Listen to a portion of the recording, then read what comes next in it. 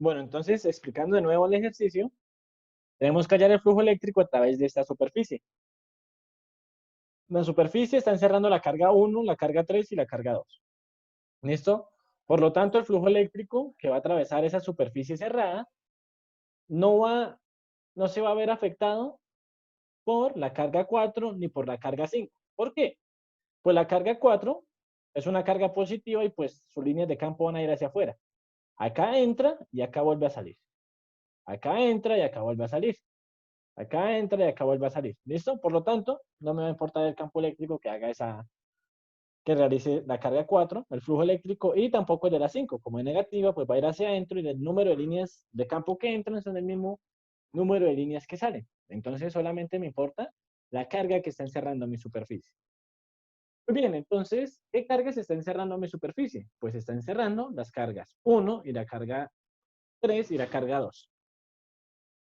La carga 1 tiene un valor de 3.1 nanocoulombs. Nano es por 10 a la menos 9. ¿Listo? Q3 es menos 3.1 nanocoulombs y Q2 es menos 5.9 nanocoulombs. Para hallar el flujo eléctrico necesitamos hallar la carga neta encerrada. ¿Listo? ¿Cuánta carga estamos encerrando? Pues en sí estamos encerrando la suma de las tres cargas. ¿Cuánto es? Q1 más Q2 más Q3. Pues nos damos cuenta que en este caso Q1 es igual a Q3, pero con polaridad diferente. Por lo tanto, Q1 y Q2, Q1 y Q3 se me anulan. Entonces, la única que me sobrevive es Q2, menos 5.9 nanocoulombs. Ahora, para yo hallar el flujo eléctrico, necesito dividir la carga encerrada por mi superficie en la permitividad eléctrica del vacío para así hallar el flujo eléctrico. La permitividad eléctrica del vacío es 8.85 por 10 a la menos 12 coulomb cuadrado sobre newton por metro cuadrado. ¿Listo? Entonces, si ustedes hacen menos 5.9 por 10 a la menos 9 sobre 8.85 por 10 a la 12, les va a dar, si no estoy mal, menos 667. Entonces, ¿a qué libro lo está aproximando? ¿Listo? Dice que el flujo eléctrico a través de esa superficie es menos 670 newton por metro cuadrado sobre coulomb. ¿Listo? Porque de hecho esas son las unidades de flujo eléctrico. ¿Cómo lo podemos saber? Aquí, el campo eléctrico por el área es igual. El campo eléctrico, las unidades son newton sobre coulomb. Y las unidades de área son metros cuadrados. Entonces, las unidades de flujo eléctrico son newton por metro cuadrado sobre coulomb. ¿Listo? Entonces, es newton por metro cuadrado sobre coulomb. Por eso el coulomb me saca la menos 1. Bueno, o De sea esta que forma hallamos el flujo formar el eléctrico. menos 5.9 por el coulomb y se divide por el 8.85 o al revés. Sí, mire, la carga encerrada en este caso es Q2, ¿cierto? Entonces Q2, para hallar el flujo eléctrico, esperen, regálame un momento acá. Para hallar el flujo eléctrico de Q2, entonces, sobre la superficie, entonces, sí es una... El flujo eléctrico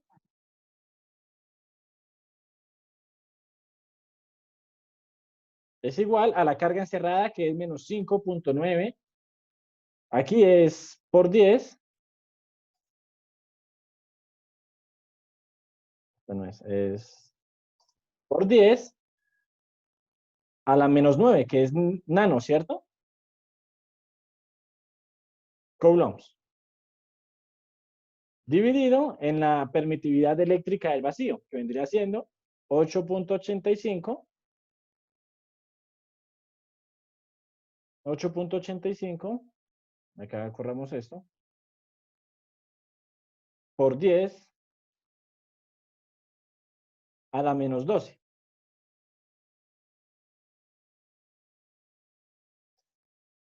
¿Qué unidades? Coulomb al cuadrado, acá es Coulomb con C mayúscula, dividido en Newton por metro cuadrado. Acá, cerramos acá. Y cerramos acá. Listo. Entonces, de esta forma, calculo el flujo eléctrico y me da que el flujo eléctrico es igual a 670 newton por metro cuadrado sobre coulomb cuadrado. Bueno, muy bien. Entonces, una vez realizado este cálculo del flujo eléctrico a través de esta superficie cerrada, vimos que el flujo eléctrico también depende de la cantidad de carga que esté encerrando dicha superficie. ¿Listo?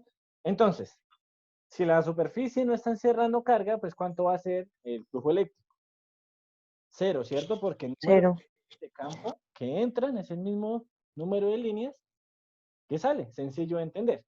Lo vimos de forma teórica, como nos muestra la primera figura, e hicimos un ejemplo como el caso del cubo, ¿cierto? Nos dimos cuenta que el cubo no estaba encerrando una carga, por lo tanto el flujo eléctrico a través de esa superficie se hizo cero.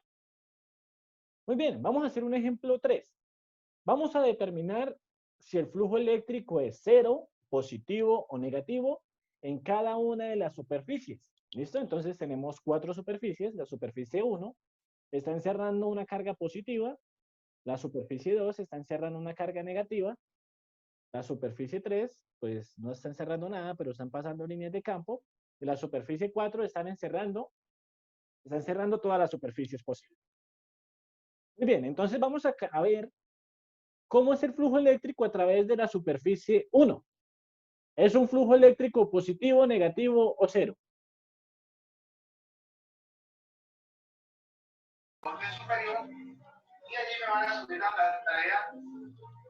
¿Alguien? Positivo. ¿Cómo? ¿Más duro? No es de miedo decir, un flujo eléctrico positivo, Positivo. negativo o cero. Positivo, muy bien. Cuando la superficie está encerrando una carga positiva, el flujo eléctrico es positivo, ¿cierto? Muy bien, ya vimos que el flujo eléctrico a través de la superficie 1 es positivo. El flujo eléctrico a través de la superficie 3. Cero. Ese es cero. ¿Por qué está encerrando? Nada. Nada, muy bien. El número de líneas de campo que entran es el mismo número de líneas de campo que salen. Hay un punto que hay que recalcar, que el hecho de que el flujo eléctrico en esta superficie sea cero, no quiere decir que no exista un campo eléctrico acá, ¿no? De ahí existe un campo eléctrico, solamente que el flujo eléctrico es igual a cero. ¿Listo? Entonces es importante recalcar ese punto de vista. Ahora, sobre la superficie 2. La superficie 2, ¿el flujo eléctrico es negativo o positivo? Negativo. Negativo porque va hacia adentro, ¿cierto? O está encerrando una carga negativa. Ahora, ¿cuánto es el flujo eléctrico a través de la superficie 4? Pues debería ser cero. Exacto, muy bien. Es igual a cero. ¿Por qué? Porque acá hay una carga positiva y hay una carga negativa. Entonces las dos se anulan. La carga encerrada es igual a cero. ¿Listo? O el número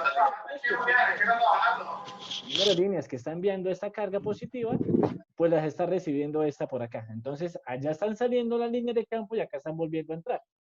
De todas formas, el flujo eléctrico es igual a cero. ¿Listo? ¿Por qué? Porque la carga neta encerrada es igual a cero. Muy bien. Profe, y si en ese ejemplo hubiera existido otra carga y una tercera carga, ¿eso influiría en algo? ¿Cambiaría el flujo? Claro, entonces influiría como en el caso de este ejercicio. ¿Listo? Entonces, si nosotros queremos hacer un énfasis con el ejemplo 2 y el ejemplo 3, pues es simplemente eliminando la carga 2. ¿Listo? Si eliminamos la carga 2, ¿cuánto es la carga neta total encerrada por la superficie? Q1 y Q3. Cero. Pero Q1 es 3.1 nanocoulombs y Q3 es menos 3.1 nanocoulombs. Entonces, la carga neta es la suma de las dos y va a dar 0. ¿Listo? Ok. Entonces, simplemente depende de la carga. Ya si hubiese otra carga, por ejemplo, acá como Q2, pues también tengo que sumar la carga de Q2. Ahora, ya vimos lo que es el flujo eléctrico a través de superficies, pero resulta y pasa que la ley de Gauss me permite hallar campos eléctricos también. Pero para que Gauss me halle un campo eléctrico, sobre sobre cierta figura o sobre cierta carga, pues necesariamente necesito saber qué forma tiene la carga y qué superficie gaussiana puedo utilizar. En este caso, pues las superficies que estoy utilizando son superficies imaginarias. Una superficie gaussiana es una superficie imaginaria. ¿Listo? Que yo la armo para el caso de hallar campos eléctricos de una forma que me facilite el proceso de hallar el campo eléctrico. ¿Listo? Entonces, para hallar el campo eléctrico a través de la ley de Gauss, solo es útil para situaciones donde hay mucha simetría, en el caso de esferas o en el caso de cilindros. Si se dan cuenta, si yo estoy encerrando una carga, pues en este caso, pues la carga es como fucsia, violeta, pues, ¿cómo sería mi superficie gaussiana? Pues un cilindro. ¿Listo? ¿Por qué? Porque un cilindro, porque la distancia de separación que hay respecto al mismo cilindro que tiene la carga es la misma, la distancia que hay de aquí a aquí es la misma distancia que hay de aquí a aquí, y de aquí a aquí, y de aquí a aquí. ¿Listo? En pocas palabras, el campo eléctrico a través de esa superficie va a ser constante, que es otra de las reglas que tienen que tener en cuenta para hallar el campo eléctrico de cierta figura. Hay que usar la simetría para saber dónde el campo eléctrico es constante y cuál es su dirección. Por lo general vamos a utilizar solamente esferas y cilindros. ¿Listo? Entonces, si yo, por ejemplo, tengo una distribución de carga lineal, ¿qué forma utilizaría para hallar el campo eléctrico de esa densidad de carga lineal? Pues un cilindro. En sí es un cilindro muy alargado. ¿De acuerdo? Ah, pero si es una superficie volumétrica en forma de cilindro, Profe, y si es una lámina? esto si es una lámina, pues ahí sí depende de lo que ustedes quieran hacer. Por lo general, cuando es una lámina, en este caso no lo vamos a hacer, pero si es una lámina, acá, véanme en un momento, se suelen atravesar por medio de cilindros. ¿Y qué hacemos? Pues calculamos el campo y el flujo eléctrico a través de la superficie que está atravesando nuestro cilindro. ¿Listo? Pero en este caso no lo vamos a hacer, pues por cuestiones de tiempo, se va a hacer un poquito pesado, ¿listo? Solamente les voy a dejar un video donde yo realicé eso, por si quieren estudiarlo por su parte, les dejo un video que yo hice y ahí explico esa parte de calcular el flujo eléctrico y campo eléctrico de cargas, de distribuciones de cargas superficiales. ¿Listo? Por el momento solamente nos vamos a centrar en este tipo de ejemplos, que son los más habituales. ¿Listo?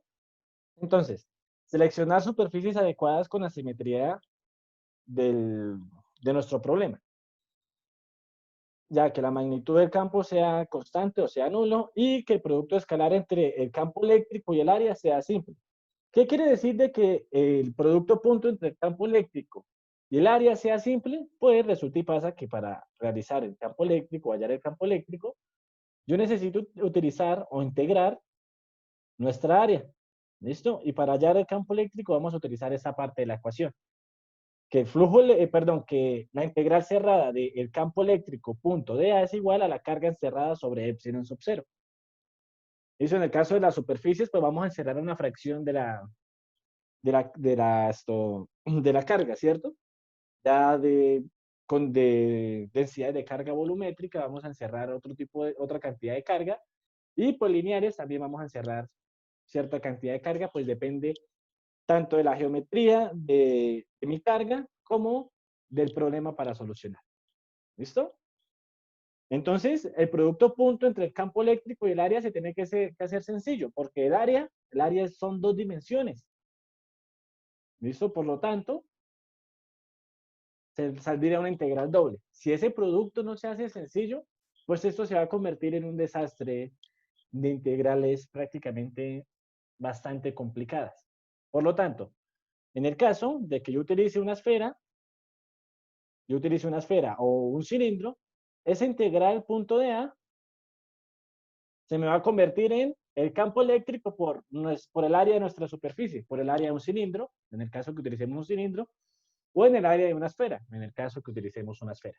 y no hay que resolver integrales. Por eso es muy importante que el producto escalar entre el campo eléctrico y el área sean simples.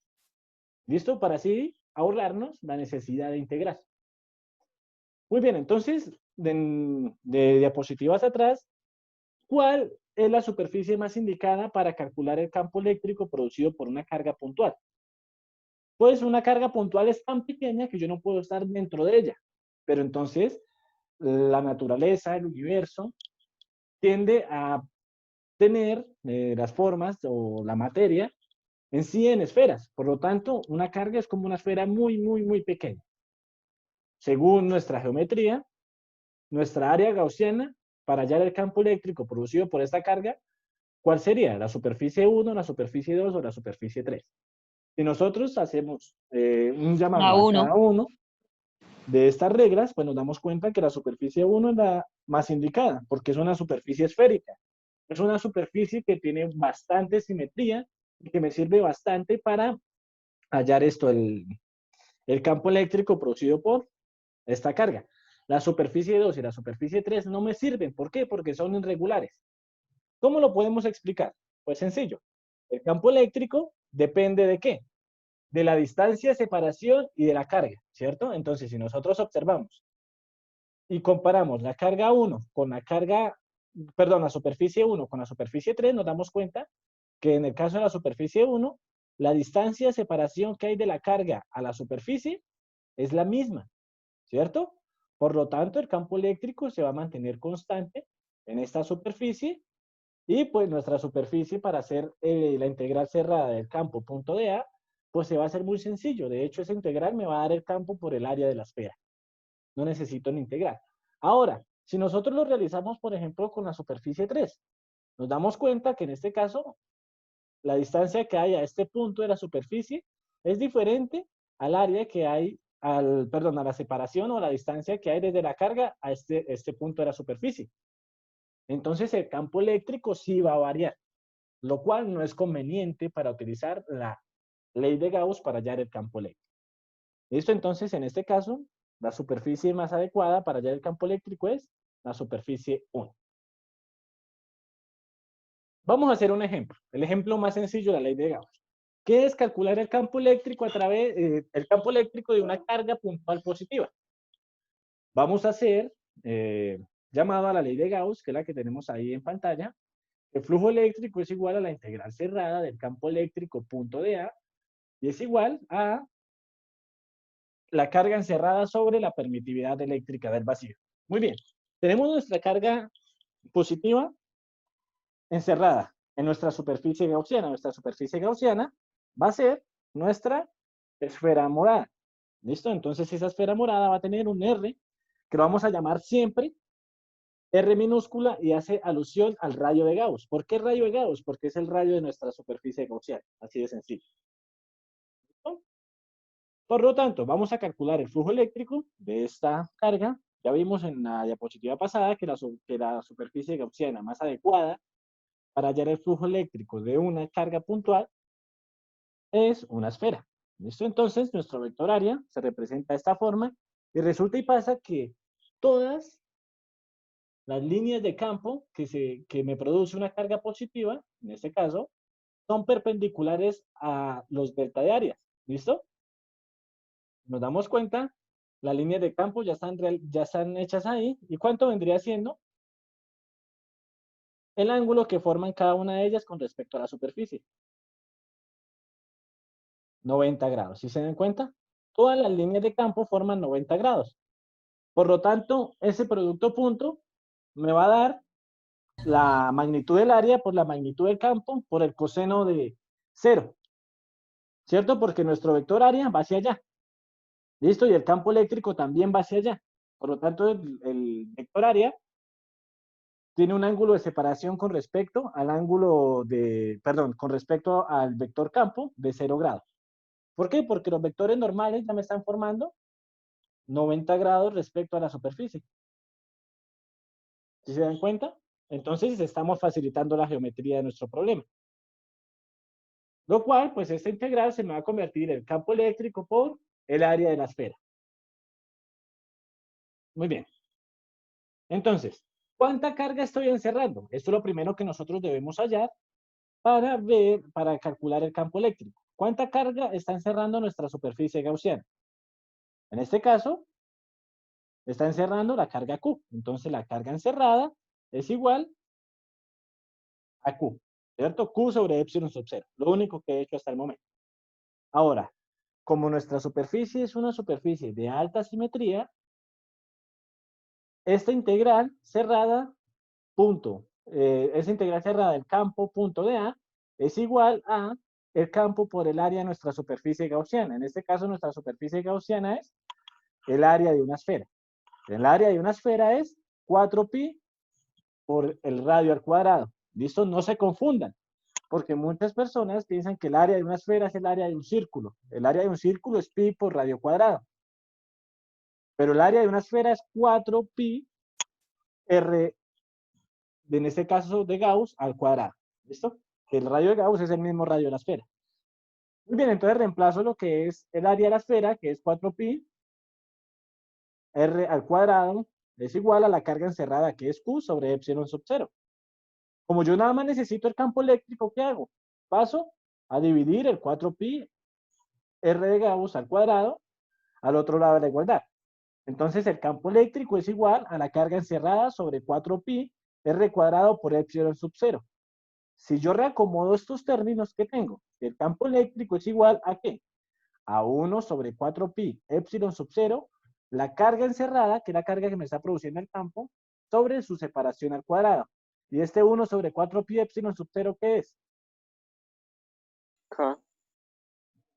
Exacto, K, la constante de Coulomb. Por lo tanto, por medio de la ley de Gauss, puedo decir que el campo eléctrico es igual a la constante eléctrica por la carga que me produce el campo eléctrico sobre su separación al cuadrado. Y esto es exactamente la misma fórmula que hemos estado utilizando para hallar el campo eléctrico de cargas puntuales.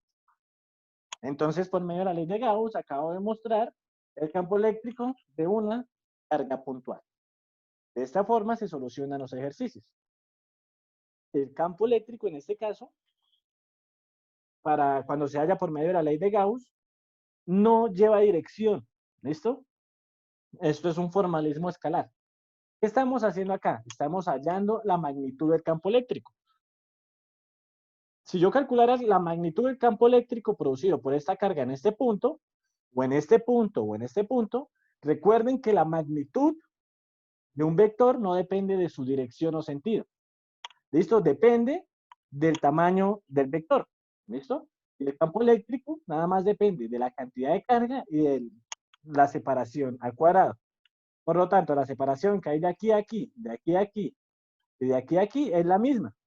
Y la carga que me está produciendo el campo también es la misma. Por lo tanto, el campo eléctrico que hay acá, que hay acá y que hay acá, pues va a ser el mismo. ¿De acuerdo? Bueno, entonces vamos a ver cómo se utiliza el campo eléctrico, cómo se halla el campo eléctrico cuando la superficie es una superficie conductora. Eso porque acá sí cambian las circunstancias. Resulta y pasa que en un conductor, cuando yo le inyecto electrones o le quito electrones, pues ese exceso de carga, ya sea positivo o sea negativo, se va a ir a la superficie de dicho material. ¿Listo? Entonces no importa su forma, pues en este caso, si yo estoy cargando esta superficie de forma negativa, entonces las cargas negativas se van a ir a la superficie. Y dentro de él se va a permanecer neutro. ¿Listo? Entonces, si yo le inyecté una carga Q, entonces esa carga Q solamente se va a ver reflejada en la superficie de un conductor. Pues debido a que los electrones se pueden mover semilibremente dentro de un conductor. ¿Listo? Por lo tanto, si yo realizo o dibujo un área gaussiana, ¿listo? Supongamos un área gaussiana de este color azul, así. ¿Cuánto vendría siendo el flujo eléctrico de esta superficie que acabo de dibujar? 0. Exacto, 0. ¿Por qué? Porque no estoy encerrando carga. La carga se fue a la superficie. ¿Listo? Entonces, cualquier superficie gaussiana dentro de un conductor, pues va a encerrar 0. ¿Listo? Cero carga. Por lo tanto, el flujo eléctrico dentro de un conductor es igual a cero y el campo eléctrico dentro de un conductor también es igual a cero. ¿Por qué? Porque el campo eléctrico es directamente proporcional a la cantidad de carga que estoy encerrando. Si no estoy encerrando carga, por lo tanto, no hay campo eléctrico. ¿De acuerdo? Entonces, esta área gaussiana se puede hacer tan grande como un poquito menos que la superficie. Y aún así vendría Profe, siendo pero si, campo eléctrico o igual a sea, cero. si pasan líneas de campo por medio de la superficie gaussiana, o sea, a pesar de que no haya carga, pero pasan líneas de campo a través de ella, ¿sí hay campo eléctrico? O sea, ¿se puede calcular el campo eléctrico? ¿Se puede calcular el campo eléctrico? ¿Sí qué? O sea, si por ejemplo dentro de la superficie... Entonces, sin importar cuáles sean las condiciones de este conductor, ya sea cargado positivamente, pues las cargas positivas también se van a ir a la superficie y se va a cumplir la misma propiedad de que si dibujo una superficie gaussiana dentro de un conductor, pues el campo eléctrico de esa superficie va a ser igual a cero. O dentro de un conductor es igual a cero. Ahora, si este conductor le hiciéramos un hueco y en ese hueco metiéramos una carga positiva, pues nosotros ya vimos en la primera clase lo que es una carga inducida, ¿cierto? Si nosotros le acercamos una carga, en este caso positiva, pues los electrones, por medio de la ley de Coulomb, de fuerza de atracción, se van a ver atraídos a la superficie hueca que está encerrando nuestra carga. ¿Qué tanta carga se va a encerrar acá? Pues sencillo, se va a encerrar una carga menos Q. Se va a encerrar, se va a ver atraída la misma cantidad de carga que está encerrando. Por lo tanto, si yo realizo, si yo busco o bosquejo una superficie gaussiana de esta forma, ¿cuánto vendría siendo el campo eléctrico? El campo eléctrico vendría siendo también cero. ¿Por qué? Porque estoy encerrando la carga Q, esta, y la carga menos Q, porque esta carga es la carga inducida en esta superficie debido a esta carga. ¿De acuerdo? Entonces, no importa si está encerrando otra carga adicional, nuestro conductor, el campo eléctrico dentro de un conductor siempre es igual a cero.